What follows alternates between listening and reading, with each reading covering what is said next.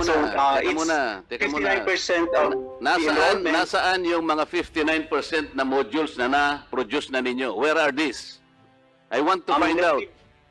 I will be mentioning po the divisions that have reported to be on time in their process of reproducing the modules. I'll just retrieve my file. Baka magkamali ka, Your Yusek.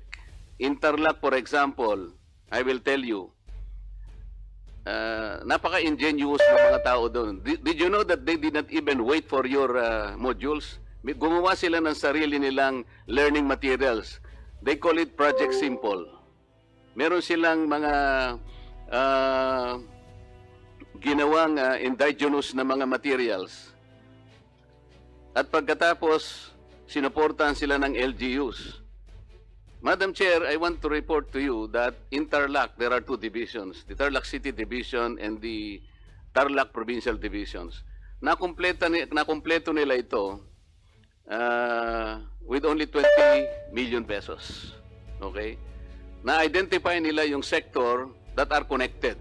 Meron silang IT, may laptop, and so marami silang pinagkuhanan na tao, including us. So yung 80% na lang ang susuplayan nila ng modular materials. They were identified that. So marami na. Kaya yung dinownload ninyo na 79 million, pinag-iisipan pa nila kung gagawa pa sila nung modules ninyo. Kasi magkakadoble-doble na ang gagawin nila. So this is how erratic and I think chaotic the start of DEPED. So paano sasabihin mo, Yusek, na kayo ang ikaw ang tagapangulo ng curriculum sector ng DEPED. Bakit i-delegate niyo sa isang grupo sa UP ang paggawa ng curriculum? You cannot delegate something that was already delegated to you. That is your primary function.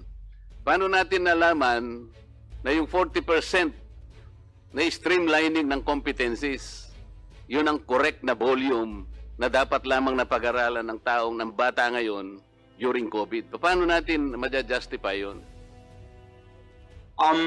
Madam Chair, let me reiterate that it was not entrusted to the RC. They just provided technical support.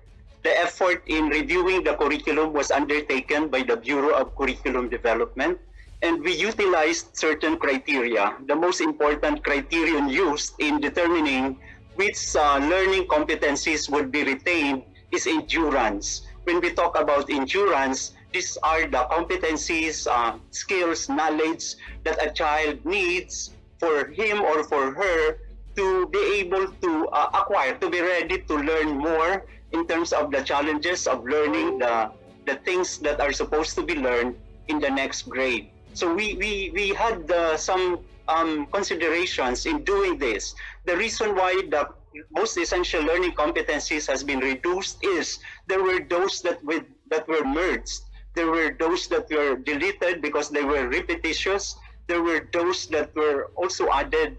And again, just to point out, Madam Chair, that the effort was not given to anyone else. We just enjoyed the technical support of an agency that is supposed to provide help to us. I think, Madam Chair, it's okay for the Department of Education to utilize the expertise of people around us. We don't claim to be the experts. We always interact with the stakeholders and we recognize their support. In certain aspects of the things we do, we also collaborate with PNU, we collaborate with other universities, we listen to them because we don't really claim that we are the only ones who know. But I feel that when we say we want to work with 40% of the competencies, we did not abandon the things that were very important. We just decided to pay attention to the most important foundational competencies which we feel the learners should possess. Nakalagay ba sa budget ninyo itong participation ng group na ito? I didn't see it in the budget of 2020. How is this group compensated? Madam Chair, I'm not in the know. I think they are not paid. You're supposed to be in the know kasi as I ikaw ang was saying, curriculum the eh. understanding is they are supported Ay, by na naman funds tayo from eh. the Australian government. Can you imagine, So it's a kind of curriculum ang support to pinag-uusapan, Madam education. Chair, and the USEC is not in the know. How can you justify that? Tinatanong ko lang, saan nyo kinuha ang budget to for example, get the assistance of this group? Madam Chair, I think I said that my understanding is DEPED does not pay them. But the other members of the EXICOM can check me Is it because true, or my directors can check anybody me if from I'm correct. present? Is it true na hindi nyo binayaran yung ACTRC? Yusek Ana? I think, Madam Chair, Director Joyce can be requested to provide the information. The Director of the Bureau of Curriculum Development. Okay. Director Joy, you are recognized. Madam Chair, good afternoon. This is Director Joy, the Director of the Bureau of Curriculum Development. Our partnership with ACT-RC goes back sometime during the making of the development of the K-12 curriculum. The only question, Madam, is where is the budget? Agency, is an organization that I am not asking you to was describe selected this organization, by Madam, of the please. Australian government. You have to be very considerate. My question is, was this group ever budgeted? Because we didn't see any budget, coming from any group assisting DepEd in the formulation of the curriculum. Saan po nakukuha yung budget nito? I think from the, Mr. Chair, I think from the grant of the DFAT, not from DepEd. What is that, Madam Chair? Can you please repeat that, Director Joy? Sorry, Madam Chair, it's from the Australian government. Oh, so it's a grant. It's a grant, yes. It's an aid from the Australian government. Okay, go ahead. You have to be very careful in your statements because if I can produce the documents telling otherwise, baka magkaroon ka ng problema. Huwag kayong masyadong mabilis magsalita. Okay. Yung budget ninyo for modular, magkano, Madam? For first quarter and second quarter, what is your budget?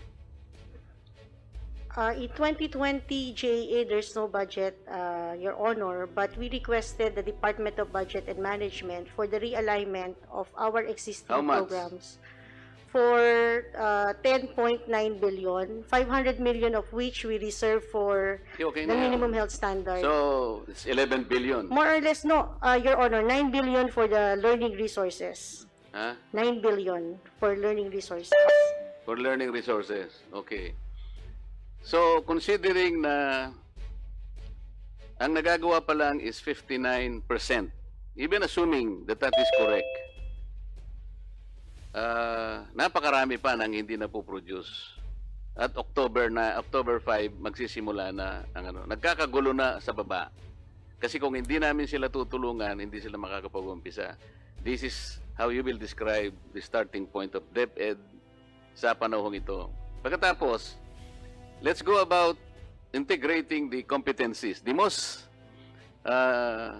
essential learning competencies. Ilan ba yung competencies na ilalagay nyo sa isang module?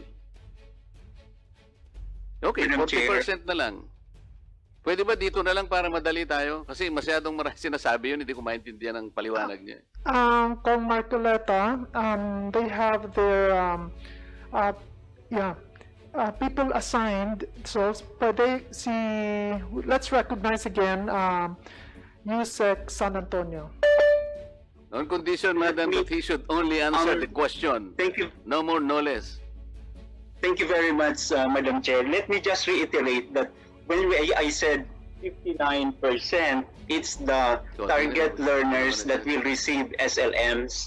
When it comes to the status of the preparation relative to the reproduction of SLMs, our tracking indicates that as of today, 77.57% or 166 out of 214 schools division offices have reported to be on track. When we say on track, they are more than halfway in terms of reproducing their self-learning modules. And 48 out of 214 schools division offices are still we consider them progressing. They are not yet halfway in the reproduction. Let me also inform the Madam Chair that NCR is now proceeding with the distribution of the self-learning materials, printed self-learning materials for the learners in NCR.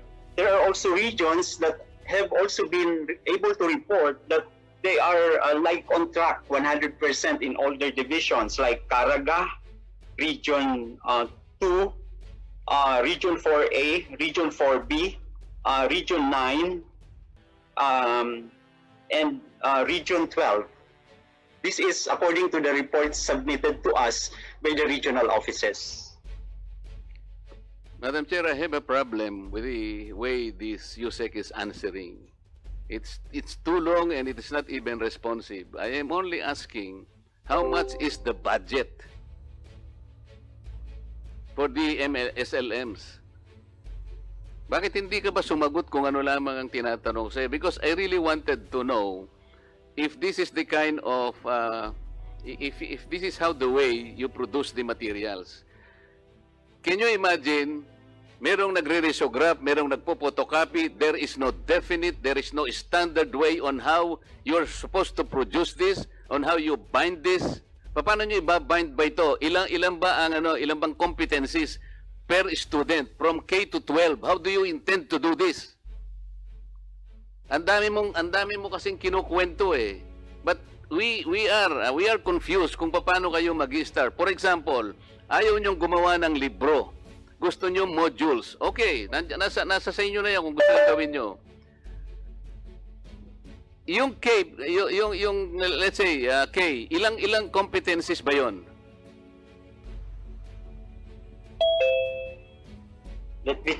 Go ahead. San Antonio, yung kindergarten, first quarter, ilang modules ba 'yon? Sorry, Madam Chair, I've not memorized all the numbers. I'm not very good in memorizing numbers. But my ASEC can help me provide the exact numbers requested by 10 ang modules. MARFCOLETA. And the total pages, 258. Madam Chair, alam mo ang problema nila? Kasi ayaw nilang gumawa ng libro. Kasi sinabi namin, you forgot the publishing industry. Noong pa, 2 budgets ago, sinabi ko na sa kanila, mali ang ginagawa ninyo because under 8047, NBDB should be the one guiding the private sector publishers to produce all books. Hindi na kayo. Wala na kayong authority gumawa ng libro. So what they decided, okay, gumawa ng ibang kaparaanan, hindi na raw libro to, Madam Chair. These are modules already. Because a textbook under the UNESCO standard should have at least 48 pages. So yung modules nila is 30 pages. Okay? Pero kapag pinagsama-sama mo, for example, yung kindergarten, 10 modules, 258 pages to. It's more than a textbook. Hindi gumagawa din kayo ng libro. Bakit ganito? Bakit ganito nangyari? There is no more guidance, Madam Chair. Their budget is 9 billion. Let's say 9 billion for the first and second quarter. Paano nyo pinroduce? May standard ba kayong printing? Yung bang papel pare-pareho? Hindi po. Sa Tarlac po ang sinasabi ko sa iba-ibang klaseng papel ang ginamit. Pati ang pagbabound. Ngayon, kung gagamitin po yan ng estudyante, for how long that this student or pupil or learner will be able to take advantage of this one module nang hindi niya masisira, like a book. Tapos magpapalitan sila because there are 2 students that will share one module. Eh kung hindi naman kasing photographic memory ni Congressman Ted Aresco yung bata, paano ibibigay mo sa kanya? Hindi niya na maintindihan niya ganun. It should be a ready reference for you. Ibig ba niyo sabihin wala na libro, Madam? This is a simple question. Wala na libro ngayon na gagamitin? Only modules? No more books? Madam Chair? Yes, go ahead. USEC.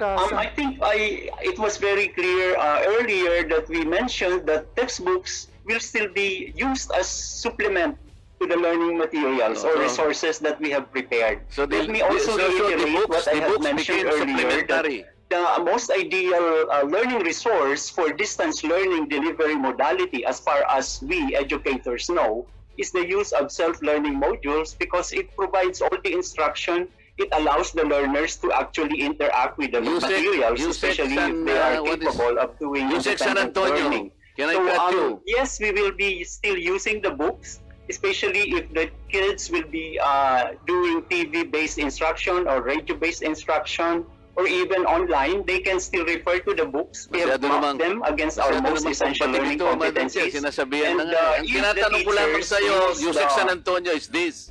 Ang libro ngayon na supplementary pa pala. Itong modules na ang principal, ganun ba? Dati, ang libro, yung essential, yung supplementary materials, dito yung mga modules. Pero ang nangyayari kasi ngayon, ito yung problema natin. Madam Chair, ang gumagawa na ng modules, teachers, hindi po nila trabaho yun eh. Ang teacher po magtuturo yan.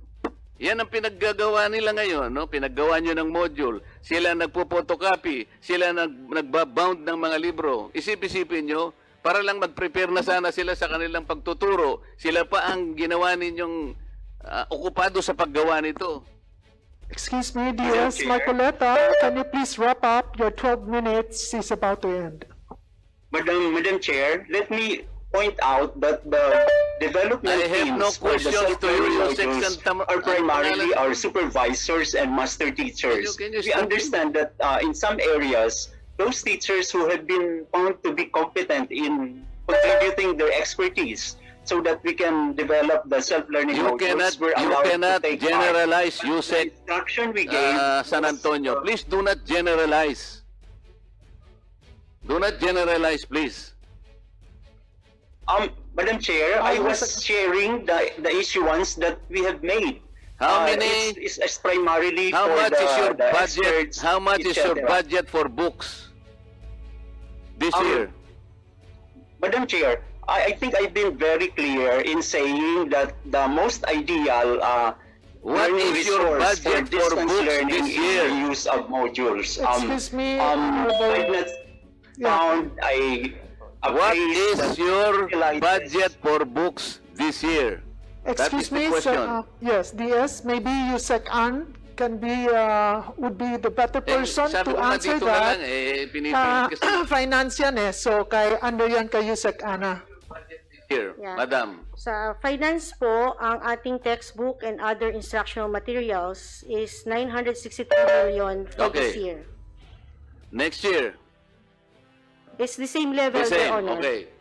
But you didn't procure any book this year, right? Alam ko eh. I investigated. Your Honor, I will have to refer to the Undersecretary or ASEC in charge of the procurement on that. Mine is finance. Wala nga kayong pinrocure eh. Where is the procurement officer here? Did you procure books for this year?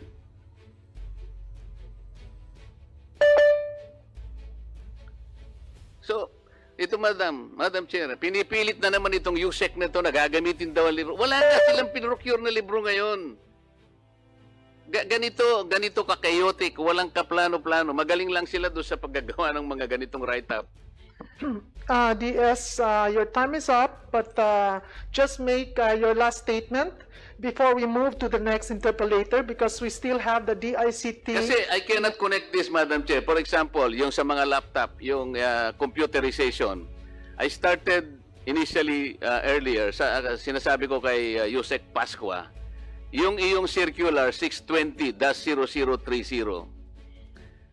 Ano bang nangyari ba sa yearly nating computerization, yung e-classroom natin? Every year, meron tayong procurement ng napakaraming laptop, ng PCs, and so on and so forth. Every year, meron kang budget na 1.5 billion to 5 billion.